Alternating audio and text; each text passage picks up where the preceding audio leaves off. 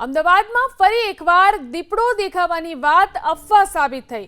Karnavati ક્લબથી SP ring road તરફના road ઉપર દીપડાની વાત અફવા। મોહમ્મદપુરા ગામની પાછળના ભાગે શ્વાન હોવાની વન વિભાગે પુષ્ટિ કરી છે। વન વિભાગે ફૂટપ્રિન્ટ્સના આધારે શ્વાન હોવાની પુષ્ટિ કરી વન વિભાગની લોકોને ખોટા પેનિકમાં ન આવવાની સલાહ। મોહમ્મદપુરા ગામની પાછળ દીપડો દેખાવાનો કાફે કર્મીએ દાવો કર્યો હતો। કાફે કર્મીના દાવાના આધારે વન વિભાગે પાંજરા ગોઠવી તપાસ શરૂ કરી હતી।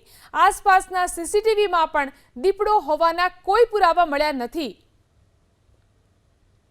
કર્ણાવતી ક્લબની પાછળ દીપડાના પગ માર્ક્સ અને દીપડો જોવા મળ્યાના ન્યૂઝ વાયરલ થતાં વન વિભાગના સ્ટાફે સ્થળ તપાસ કરેલ હતી, જેની અંદર જણાઈ આવ્યું હતું કે પગ માર્ક્સ કૂતરાના છે। કાફે કર્મીના દાવાના આધારે વન વિભાગે પાંજરા ગોઠવી તપાસ શરૂ કરી હતી। આસપાસના સીસીટીવીમાં પણ દીપડો હોવાના કોઈ પુરાવા મળ્યા નથી।